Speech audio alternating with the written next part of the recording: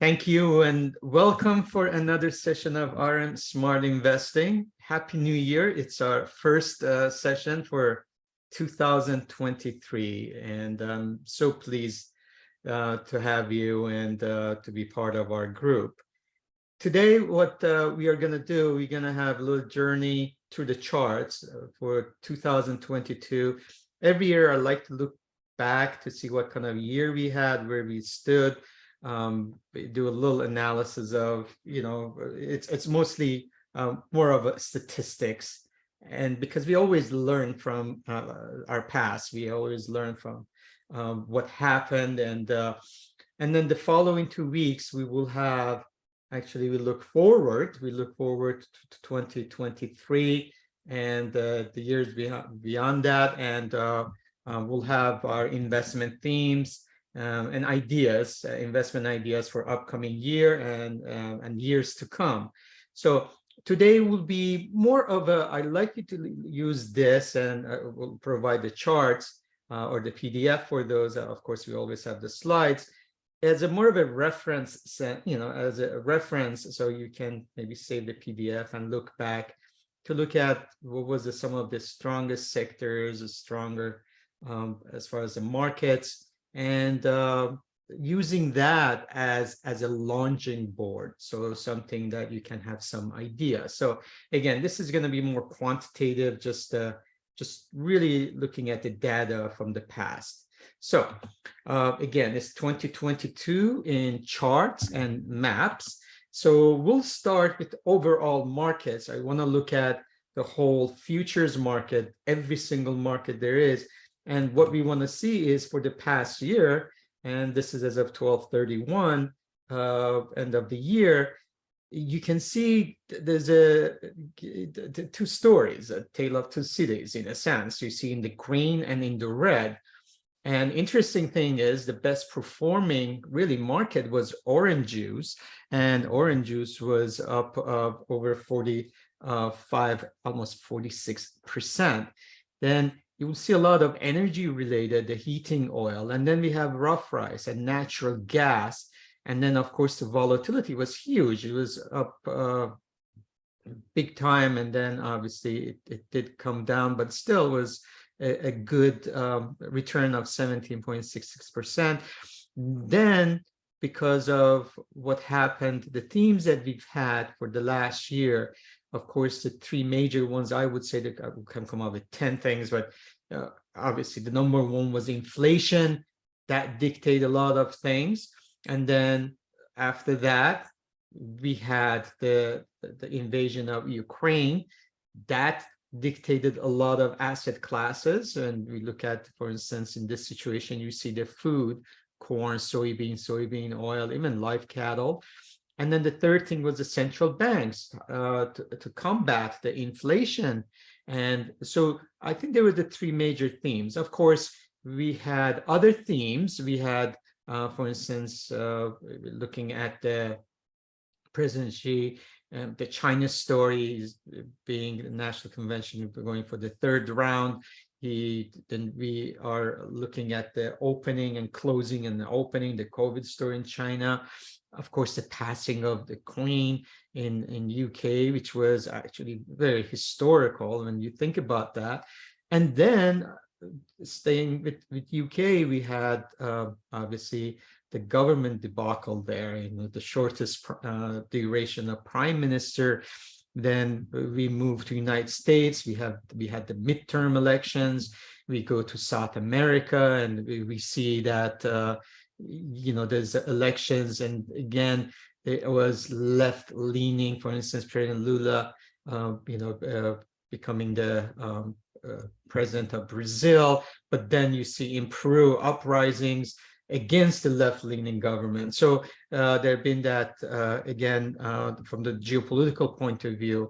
The other thing we can think about, talking about geopolitical, the uprising and the protests in Iran, which still continues. So there was a lot of stories, and there's a commonality on these, and every one of them is related. It goes back to inflation. So you see that the heart of it, all these events actually they did not help the inflation story. And of course, next week when we'll talk about, the emphasis will be more than inflation now, that thoughts are going to be on recession. And is that a foregone conclusion? So I want to give that little bit tidbit so we can come back and you see why, because of the geopolitical situation, because of the inflation, we can see why, for instance, the dollar play a big role. And we will talk about dollar next week, next 2 weeks actually. And then you see the crude oil, which was up big time, after, again, especially invasion of Ukraine. But there are inflationary and geopolitical related, you can see asset classes. And interesting thing was actually Euro Stoxx 50 was in a positive, but it's flat, but it still was 0.53. Gold was flat. DAX, the German DAX, was really flat, and Swiss franc. And then euro, it's a dollar story, and euro was down. So you go all the way, you see the financial markets, which were really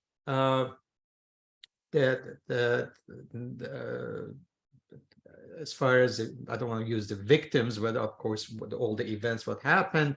And of course, with the central bank decision, I think you see the Dow Jones, which was a really leading index in the United States, was down 8%. But after that, you see S&P was 18.7, almost 19%, and NASDAQ was 32%. Another story we want to share, and of course the bonds and notes, they were all, again, this is an interest rate and inflation story. And copper, more of a China story. But take a look at this, oats and lumber. Lumber was the story. If you recall, that was the best performer after the COVID. And of course, what happened with, again, with the supply chain and all the limitations. And I know if you want to do the cabinets in your, for instance, in your kitchen, or you want to do the flooring, the prices almost triple. They would say, oh, we don't have any lumber, the prices are so high. So all of a sudden, a kitchen that would have cost you 20,000, now it's costing you 50 or 60,000. But now this, which is again an indication of what is happening with the pressure on interest rates, and again, it's a good indication what is happening with the housing market and everything.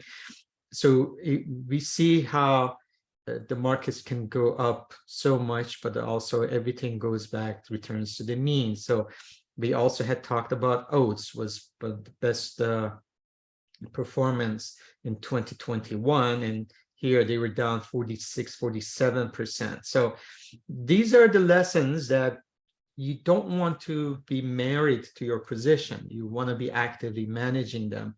So, and I think that's what's going to happen, in my opinion. I've talked in the past as far as your investment in stocks. I think we will go back to the fundamentals, and I'm so glad about that. That when you do your homework, you will be rewarded. And I don't think blindly we're going to go to any asset class, especially in stocks, buy index, the NASDAQ index, or we buy S&P and just leave it for the next 20 years.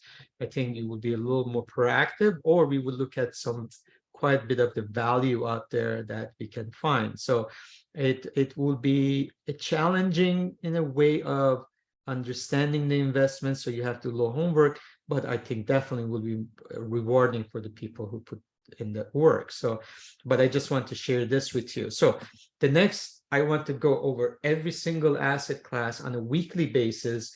And these are, again, as I said, you can look at it as a reference center, and as a reference point and reference slides. So we can see how these are on a weekly, and this is beginning of the 2022 where we stand. And you see the silver, and these are the things that, and gold. And I've talked about silver, being a little stronger than gold. But also I want to pay attention to the seasonality. We've talked about October usually being the bottom, and then we want to pay attention usually about mid-January, January, then we top in a sense. So pay attention to that. So that seasonality and the sentiment that we talk about, it's important. You see the crude oil, what happens, the driving season, and we talk about that. And here we are. Opening, is the fear of recession out there? Is there opening of China helping things? So again, I don't want to go over every single one of these. I want you to just pay attention. And again, you can look back and see how they have behaved. We look at platinum, palladium. You see live cattle. It's there's a big move in that, feeder cattle, and corn began the seasonality. But when you look at the soybeans and corn, we look at the summer, the planting season. So we want to pay attention to that and look at this rough rice. And then here's oats that we talked about, and cotton, cocoa. Again, cocoa with the Valentine's Day coming with the new, we talk about, and this is more of a chocolate kind of thing, but for instance, we look at the Chinese New Year. So, and then this is orange juice. And then here's the 30-year bonds, 10-year notes. We look at 5-year notes and the 2-year notes. And we call these zigzags. So we want to pay attention to these zags.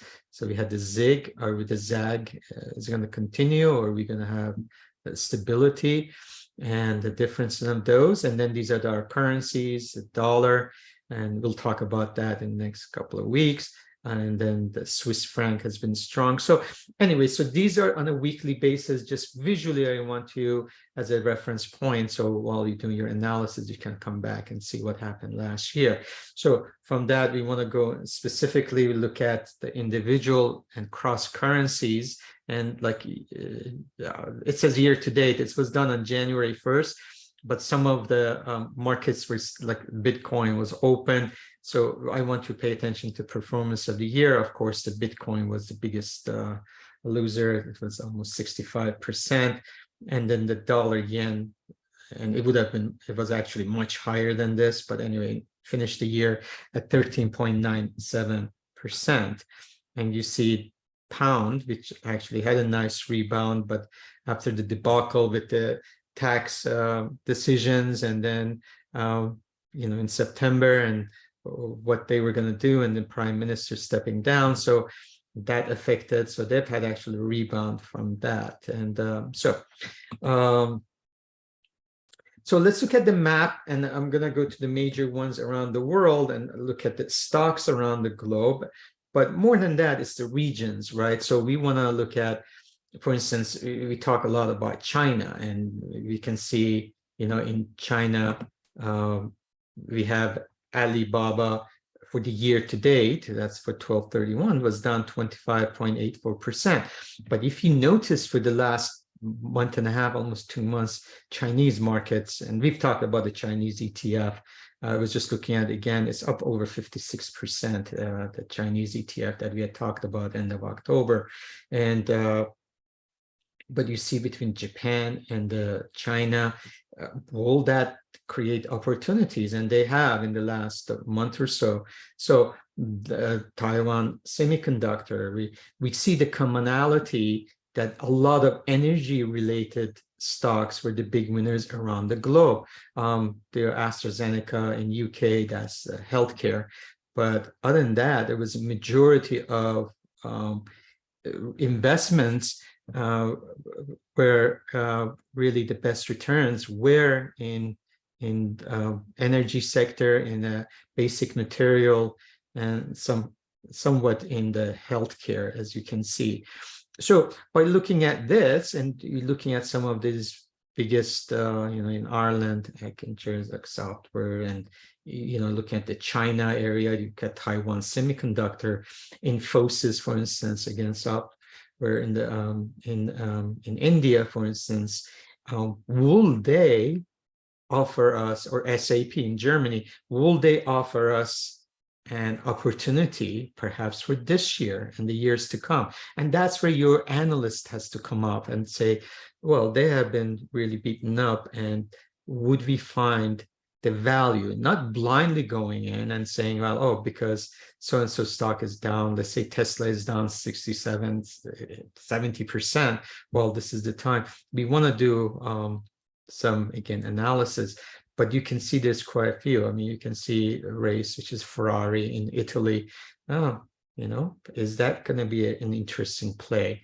So on the other hand, we have the IDO in Brazil, the banking, that was up pretty nicely. Brazil as a whole, you can see now the countries, you see quite a few green. So Brazil obviously was one of the very few winners this year, which we'll talk again next couple of sessions. But anyway, so this is from the world point of view. That was for the whole year. But I also wanted to see the whole month, the month of December, how did they do? And we've talked about the Santa Claus rally, and interesting thing was you can see in China now. So when I go back, you see year to date there was a lot of red, and then in month of December things are started reversing. On the other hand, India and Taiwan and a lot of other places, especially in North America, you see quite a few reds. So those are the things that we wanted to see if we are going to have a strong finish, and will they continue. And but of course, the Santa Claus rally was supposed to start like in mid-December, but then maybe right after Christmas, and should continue to January 5th. But this has been a very unusual year from 2022 because of the inflation story and interest rates. So going back to ETFs, we want to see the map of all the general ETFs in the United States, and you see all the things are red. This is year to date, which is for the year of 2022. You see the only ones are either energy related or inverse or leverage inverse indices, or the ETFs. So whether they are twice or three times, for instance, QQQ, of course, they did very well because the markets were down, and you think about QQQ, almost 32%, so 33%. So you see SPY was down 19.4.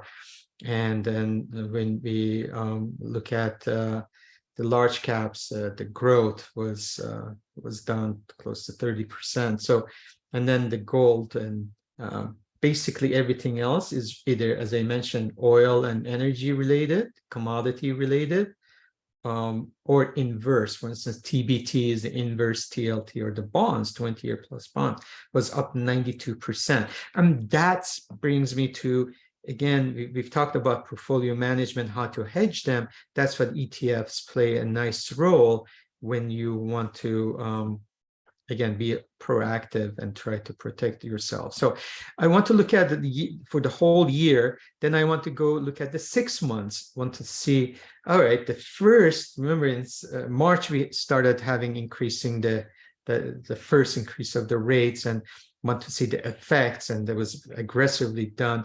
And I want to see the 6 months, the most recent 6 months from July 1st to now. Now, all of a sudden, we see that the first 6 months were that's where a lot of damages were done. So actually, for the last 6 months, SPY was flat, and Dow Jones was actually up, and QQQ was 5.62%. So that tells us that the market started stabilizing in the last 6 months once they had some known factors into consideration. We look at the quarterly now, for the past from October 1st till now, all of a sudden, and remember the seasonality we talk about as far as the best 6 months. So here we are, and the last quarter, you see quite a few greens, and these are the inverse ones that they suffered. And all of a sudden, the Dow was actually up 15%. So even technology was up 4.76. So energy still was doing well at 21.5%. Gold miners did 18, and gold did about 10. Silver did 26%.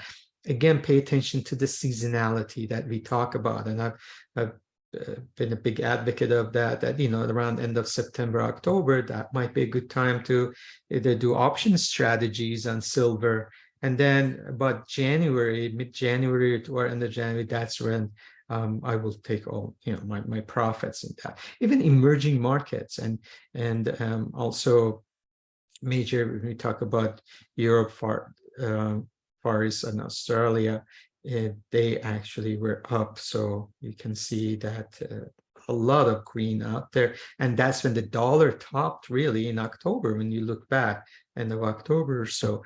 Then I want to see, on the other hand, I want to see what happened in December. So December was not, it was an ugly month. So a lot of those happened in October and November, if you recall. So all of a sudden the inverse, they did well in December. I also wanted to go back and now list it of the best ETFs. So the number one ETF, this is again triple energy or oil, NRGU, so it was up 202%. I'm not going to go through all of these. Again, oil related, this is the bonds related and energy related. And so Turkey, Turkey was up 99%. Inversed bonds, the 20-year bonds was up 92%. Drive, the car, it was 68%. So again, inverse, double inverse, the QQQ was 66%. So again, I want you use this as a reference. If you're interested to see, I would pay attention to the volume, see, I mean, do I want to work with something that has 12,943 average volume, or volume of actually it's the last day, or do I want to be more liquid and have options on these? But would we go return to the mean, and would some of these big winners are going to be the losers next year? Time will tell. So that's why we'll talk next week. But I just want to give you, again, these are my top top 60 in the all the way to 30% of the old ETFs out of the 2,141. And I also want to give you the worst of them, the worst performing ETFs, and just a food for thought. Again, would we have reversal to the mean, and would these big losers become winners next year? So oh, there goes the markets. Sorry about that. So, and yeah, the top 40. So you can see again, these are the Bitcoins and technology related quite a bit. So, all right. So let's do a lot on S&P 500. So what kind of a year we had? The components of the S&P 500, and this is the map for the 12 years, and you can see the worst performance was that Tesla was down 65%. And I believe Elon Musk lost 137 billion or so. Some people say 200 billion with all the other things. Billion. I mean, we had people with 20 billion being the richest person in the world. Imagine how all of a sudden the $1 trillion Tesla company goes below $400 billion company. So it was Tesla, Amazon, Google, Meta, and even Apple and Microsoft were down quite a bit. So, and then as I mentioned, the healthcare and energy and aerospace and defense were the big winners. So that's year to date. I want to look at the 6 months. Still Tesla, it really had to reverse. But for 6 months, we could see a lot more green. There was more diversified. So the worst of the effects were in the first 6 months of the year. When you go to the last quarter, it gets better. Again, a lot of green. Microsoft was actually even in the green, but the damages were done on Tesla and Amazon. They still continued the bleeding. And December, with our, again, thinking that, well, this is a Santa Claus rally. It didn't bode well. Meta and the Qualcomm, those are the really two big ones, and Nike. They were the really green ones. Everything else was down. I also looked at the last week of the year. I want to see for the last week, will we have our Santa Claus rally? And it kind of worked out, not strongly, but you see a lot of green, except a few red ones. So this is again lessons to see. Yeah, the markets were in a good mood, but also you have to remember that the volume was really really low, very event driven in a sense. Markets would overreact to things. Energy still was strong even the last week of the year. And what happened was, as I mentioned, it was a lot of people, being on vacation. So, they had already started the holidays. So it was more of a really bookkeeping kind of a thing. And this is the last day of the year, the last Friday.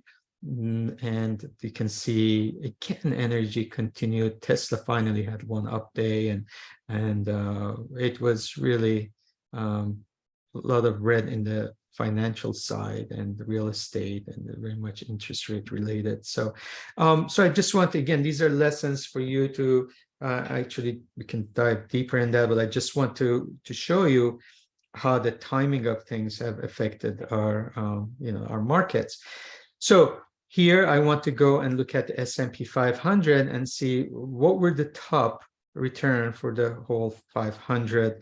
When you see 503, remember there's like Google and GOOG, it's Alphabet company. So there's two companies there. So that's why it says 503. But the Occidental was the number one. A lot of energy related, as you can see, very much all from refineries to integrated.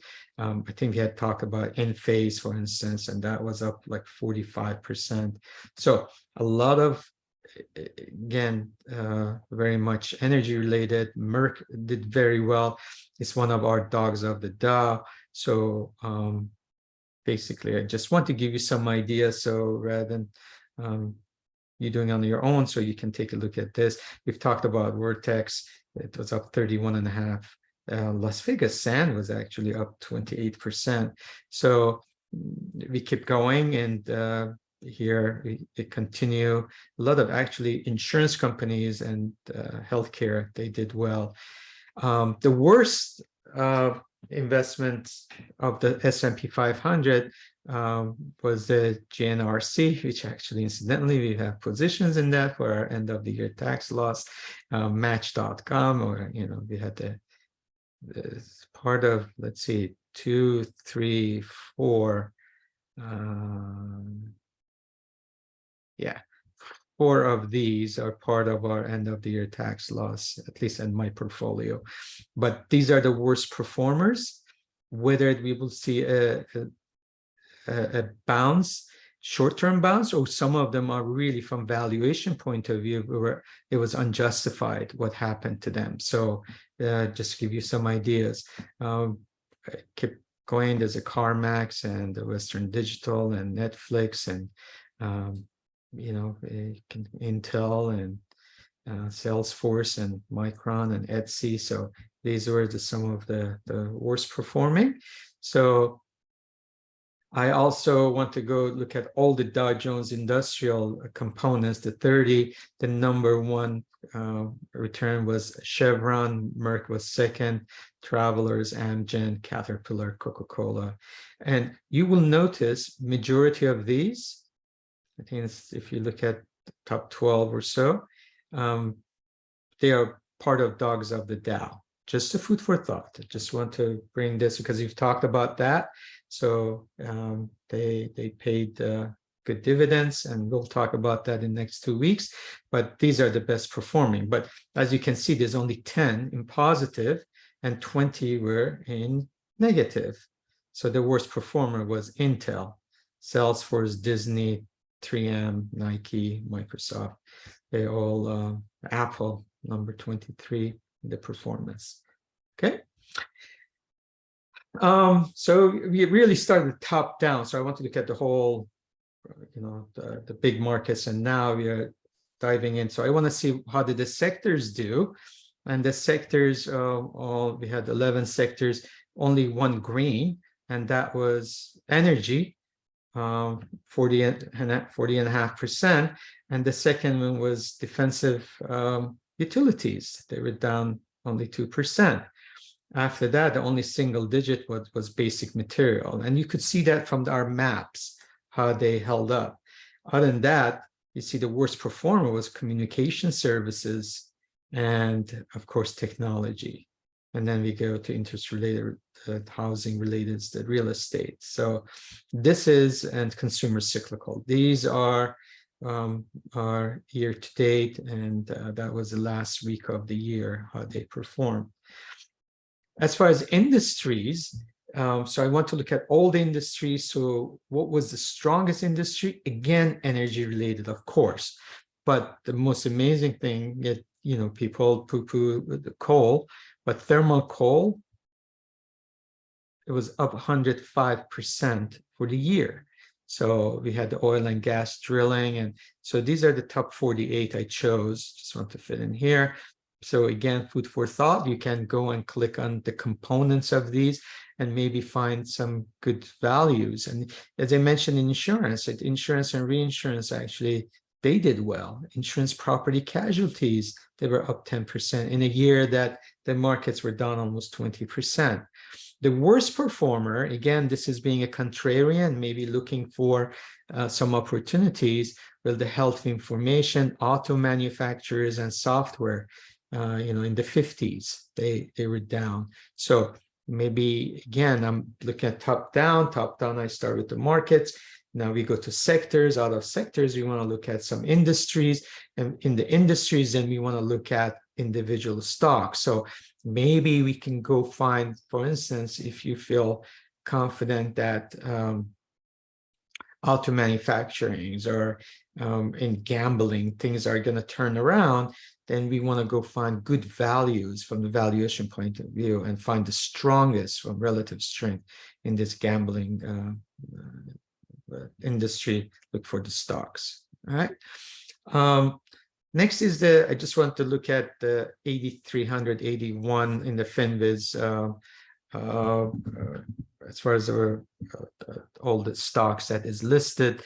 I want to see what was the number one stock return. It was 9, and it was up 1,353%. And then you can see some of them, you know, the volume is low, but and they're low price. Some of them was like $8 and $9 or $6. I didn't choose any. It was just basically, I did not screen anything. I just want to see what is the best return. So you could find some really good returns for the past year. This also includes ETFs, my apologies, but there's some ETFs, but majority are stocks. So these are top 80. You can see BTU, for instance, which is in the coal industry, coal mining, was up 162%. A couple of years ago, BTU was going bankrupt. So you can see how things can turn around, and now the price is at $26. And again, very much a lot of energy related. As you can see, YPF is an Argentinian oil company, and it was up 141%. So, and again, you have access to these slides, or you can do it on your own, but I just want to show you the top 80. All right. So at the end, what I wanted to do, now that we know how the year 2022 did, I want to put it on perspective for the last 20 years to see where do we stand from the monthly charts and the long-term charts, and would that give us any type of a guidance what 2023 will be from the technical point of view. So I'm not going to talk anything about fundamentals. We're just going to look at charts and see where are our support. Do we have any resistance coming up? So based on that, I'm going to look at multiple markets, and I'll start with, as always, I start with the S&P 500.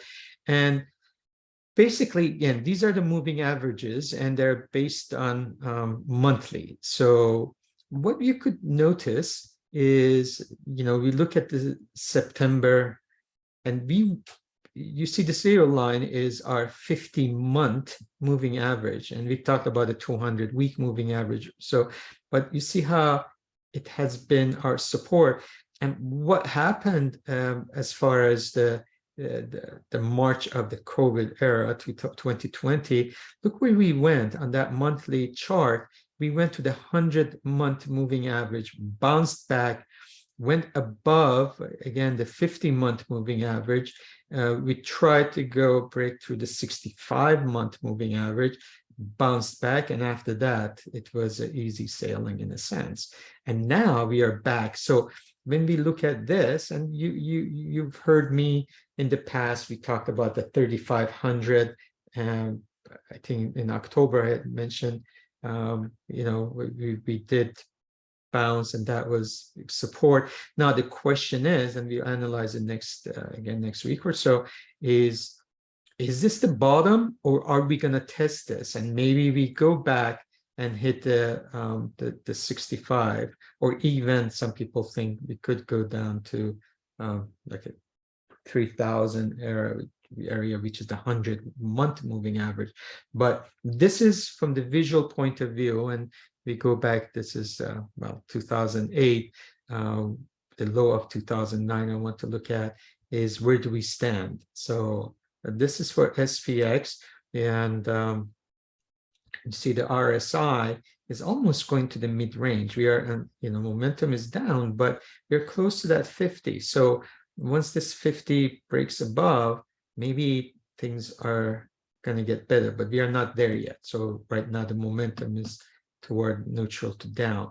When we look at the NASDAQ, on the other hand, NASDAQ end of December, we did break that magical 50-month moving average, and here's the support, which is at 65-month moving average. So again, as you see, in March of 2020, we did bounce off that 50-month moving average, and here we are right.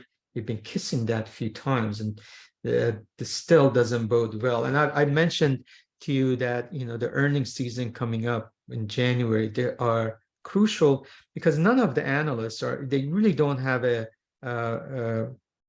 graph of what is gonna, they don't have, it's not in their grip, so what's gonna happen. So that's gonna be crucial because now we've had 9 months of interest rates hike, but majority, especially some summer, we'll see how it's affecting all these technology stocks. And of course, the question of recession is the back of everybody's mind. So when we look at the Russell, Russell has been, we can see there's a lot of consolidation, but Russell was the weakest, if you recall, in 2020. And in that March, we actually went to the 200-month moving average and found support there and bounced back quickly, closed above the 100-month. And now we are sitting right on that 50-month, and you see that 50-month is playing a crucial role. So, but also again, the RSI is negative, but we want to see if we can find in that 1684 area, will that be support? And 1883 has been our resistance. 1883. So, but this is again from the long-term point of view, going back to 2008. Dow has been the strongest. You see what we did very nicely when bounced out of the 50-month. And again, interesting, in 2020, we bounced out of the 100-month moving average. And you see we are above the 50 on relatives and RSI. So that's, if you can turn around and continue, that would be, again, stronger index. The 10-year notes, the yield, actually, this is the yield. Obviously, you can see how in 2018, the first time when the things started, Powell's first year decided to increase the rates. Then, he decided to reduce it. We had the COVID, and then we have really broken above that 200-month moving average. So we are finding support at 338, but the resistance is at 435, or let's say 440, and you see it coincides with this is a long-term monthly yield that I've you've seen this many times. I've shared with you with our Fibonacci at 23.6, which is at 4.17 area, 4.3 area. And, every time, the last 3 months, we could not break through it. So that bodes well. This is as of today, so it's January 4th, by the way. So that's what it's just 3.70 rather than 3.87. So the yield the last 2 days, as you know, yesterday it went down. So just these are, again, I like you to use as a reference and the reference point. The 10-year note on a monthly basis going back to 2008, you see we are really flirting with that 200-month moving average, and we are oversold. So would we find this as a support? And again, major resistances on a monthly basis, they're far away. So can we have a closure, or are we going to go back to this 200-month moving average and then find the support there? The same thing in the when you look at the 30-year bonds, we actually touched the 200-month moving average. Now RSI, we've moved from the oversold and we are moving nicely. So the momentum is actually up. And one of the reasons we've talked about this in the past, and I think the markets really think that the Fed is wrong. Fed keeps denying that they think they are going to reduce the rates in the second half of the year or toward end of the 2023. But what this 30-year bonds is telling us, saying that there will be a recession and the Fed has to not only stop, which most people think will be May or June, it's mostly May, and actually going to reverse, they're going to reduce the rates. And that's what the bond market is on the 30-year telling us. Now, the dollar, you can see we topped in October, but we are right at the major support. That 103 zone is important. And that is important because it affects, obviously, the gold and oil and the commodities, as well as for other currencies. Like, for instance, with the euro was up nicely and then it reversed. But you also see the RSI, we have reversed, but we're still above 50, but the momentum is down, but we're finding a support there, but we are way above our monthly moving averages. So on a gold, again, we almost had a double top on a monthly basis. We are above our 50 now, 50-month moving average, finding in this situation resistance at 34-month moving average, but we are above that. So the question is, again, seasonality, whether we are done. We are above the 51, so the momentum on RSI is moving up, but we might consolidate here. But we had a really nice run, and you can compare this, and that's what it's important to look at both. So you see how the dollar topped right around October. Again, we talk about seasonality and how gold found the bottom in October. So just a food for thought. The question is, if the interest rates, let's say February 1st, go up, would the dollar, get the strength back? So that will affect the gold. And as I mentioned, seasonality with the Chinese New Year, everything else, would gold stay, might do a little consolidation and go lower at that time. But look at the silver. Silver has been consolidating. Look at the flat moving averages. And again, we have, before October, it was September when we had the reversal, we have broken above the 200-month moving average. And again, silver is more of a, again, industrial metal in a sense. So depending on the global economy, and again, the China's story has affected it. So this is stronger than gold. But again, think about seasonality. And you can see the RSI is stronger than gold.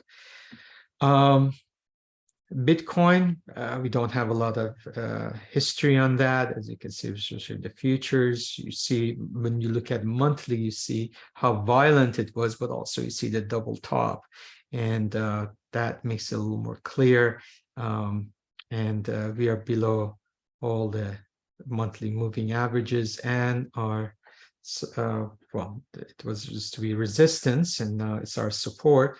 I mean, it was our it became support, it was resistance, became support, and now we broke that support, so becoming a resistance. So there's a lot of work to be done in Bitcoin at this time, so it's not something I would I mean, unless you want to do day trading, this is not a place or the time right now to be a hero and start basically speculating in it. I've said it before, if you break that 15, if you go to 10, maybe around 10, you can start accumulating. But right now, with all these big candles, there's a lot of damage has been done. You see, we've been consolidating, but there's still distribution going on, and RSI is down.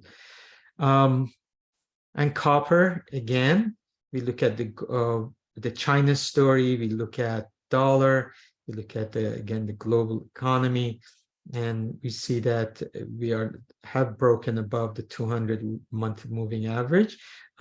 So it is something which very much, again, I would say there's a lot with the China story with this. So, but this is pretty violent. I mean, look at the moves from, you know, when you think about from COVID era, when we move, this is huge. But we moved, it's very similar in 2000, this is end of 2008, December of 2008, this huge move, and we had similar move here. So most likely will consolidate above these moving averages. And the last but not least is the crude oil. And again, it's interesting from the monthly point of view, what you could see once we broke above the 15-month moving average, we did go to the 100 moving average. We consolidated right around on a monthly basis. We broke above that, and now what happened, of course, this was a Russia-Ukraine invasion story, that $100 area, which we temporarily went over 120. We came back. Now we've been just hugging around that 200-month moving average. So I believe, as I've said it before, we would be really flirting around between $72 and $90. So we'll see. But this is where the magnet has been. We're still above the 50 in RSI, but the momentum is downward. But again, this is winter coming, and basically there's Russia story, China story. We look at the OPEC story, and of course the strategic reserve story in the United States. So, but we are when we look at as far as the moving averages, we are in the 50-day moving average. I mean, 50-month moving average is giving us support. So with that, I hope this was helpful. This was something that I want to, again, look at the journey to the past. I wanted to just give you a little reference point. So with having that, then we can move forward, because we know where we were, and now it will be probably easier to see where we want to go. So with that in mind, I'm going to stop the recording and then open up for a Q&A.